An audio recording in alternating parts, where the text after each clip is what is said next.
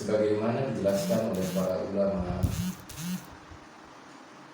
bahwa setelah turun perintah ibadah haji pada tahun ke-6 Hijriah, yaitu yang terdapat di dalam Al-Quran surat Ali Imran ayat 97.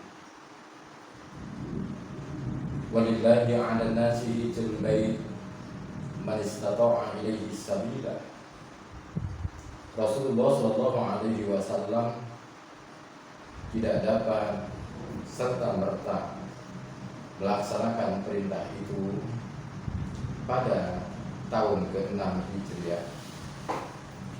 Pada tahun itu Rasulullah sallallahu alaihi wasallam beliau bersama para sahabat yang berjumlah sekitar 1.700 orang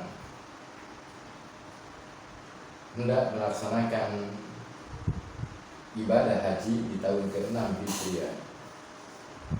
Tapi beliau bersama para sahabatnya dihalangi oleh tokoh-tokoh musyrikin Quraisy. Ketika Rasulullah SAW sudah sampai di Hudaybiyah, dan di sana dikenal dengan Sulhul Hudaybiyah, perjanjian Hudaybiyah. Rasulullah SAW mengumumkan perjalanan untuk melaksanakan ibadah haji, dan beliau kembali.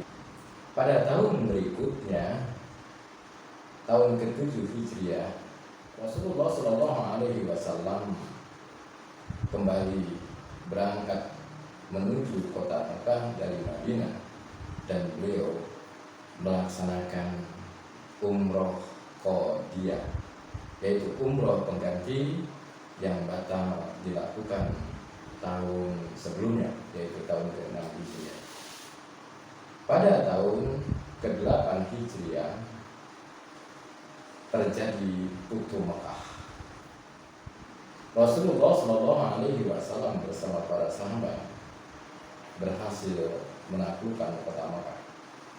Dan di tahun ke-8 Hijriah, ketika penaklukan kota Mekah, Rasulullah SAW juga menyempatkan untuk melaksanakan ibadah umrah. Beliau tawaf mengelilingi Ka'bah, beliau sholat di Maqam Ibrahim, beliau sa'i dari Safa ke Marwah, dan beliau bertahalul. Selanjutnya beliau kembali ke Madinah. Pada tahun ke-9 Hijriah,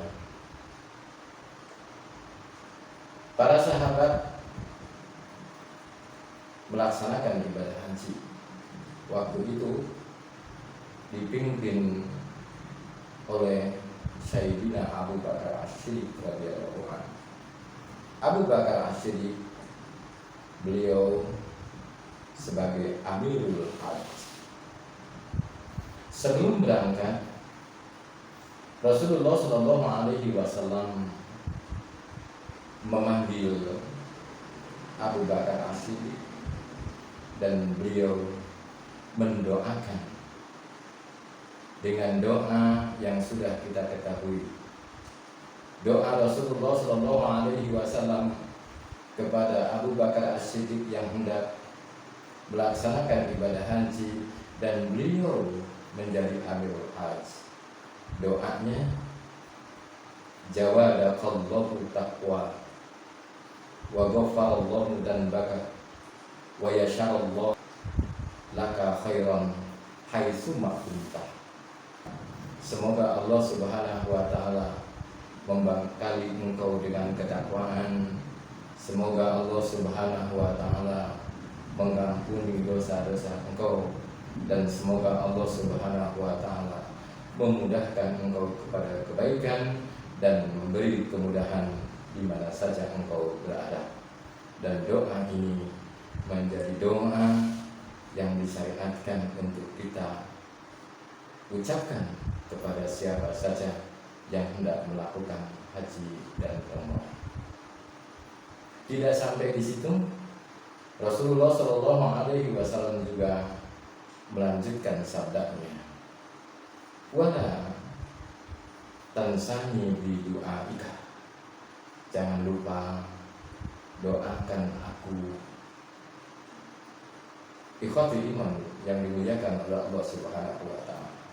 Oleh karena itu, siapa saja yang hendak melakukan ibadah haji, ibadah umrah, kita doakan mereka, dan jangan lupa mereka juga mendoakan kita. Ikhwati iman yang dimuliakan oleh Allah. Di tahun ke-9 Hijriah, ketika para sahabat melaksanakan ibadah haji, turun wahyu kepada Rasulullah Shallallahu Alaihi Wasallam di dalam Quran surat At-Taubah. Ya ayyuhalladzina amanu innamal musyrikuuna najasun fala taqrabu masjidal haram ba'da amihim hadza. Wahai orang-orang yang beriman, sesungguhnya orang musyrik itu najis, dan janganlah mereka mendekati Masjidil Haram setelah tahun ini. Ibadah iman yang dimuliakan oleh Allah. Wahyu itu disampaikan oleh Rasulullah Shallallahu Alaihi Wasallam kepada Sayyidina Ali, dan Sayyidina Ali menyampaikan kepada Amirul Hajj. Maka sejak itu pula tidak diperbolehkan selain umat Islam untuk mengerjakan di Masjidil Haram. Para ulama menjelaskan bahwa makna Masjidil Haram itu tidak hanya di sekitaran Masjidil Haram yang ada Ka'bah, tapi makna Masjidil Haram juga itu bermakna tanah haram. Maka sejak itu tidak diperbolehkan orang-orang non-muslim untuk menginjakkan kakinya di kota Makkah Al-Mukarramah. Bisa kita amati ketika kita memasuki kota Mekah dari arah Jeddah, itu yang paling tampak. Kita akan mendapati tubuh Al-Quran. Tubuh Al-Quran itu bukan batas haram. Tubuh Al-Quran itu tubuh selamat datang kota Mekah. Tetapi batas haram itu sebelum tubuh Al-Quran dari arah Jeddah, kita akan mendapatkan ada gapura yang melingkar setengah lingkaran. Itulah batas haram. Apa makna innamal musyrikuuna najasun?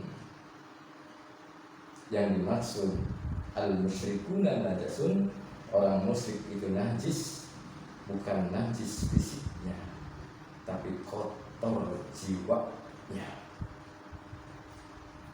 kotor akidahnya, karena dia menyekutukan Allah. Siapa saja yang menyekutukan Allah tidak boleh menginjakkan kaki di tanah haram. Di sana ada tertulis Muslim only, yang bisa melewati jalan itu hanya orang Muslim. Ikhwati iman yang dimuliakan oleh Allah. Di tahun ke-10 Hijriah, Rasulullah Shallallahu Alaihi Wasallam beliau melaksanakan ibadah haji, dan haji yang beliau lakukan itu sering disebut haji wada. Haji perpisahan. Karena tidak lama setelah Rasulullah SAW melaksanakan ibadah haji di tahun ke-10 Hijriah, beliau wafat. Ikhwati iman yang dimuliakan oleh Allah, kalau kita perhatikan Rasulullah SAW untuk melaksanakan rukun Islam yang kelima, untuk menyempurnakan rukun Islam itu, beliau lakukan menjelang akhir hayatnya. Oleh karena itu, kepada ikhwati iman, kepada kaum muslimin, ketika kita sekarang menunggu pemberangkatan ibadah haji, ternyata Rasulullah SAW juga beliau menunggu lama.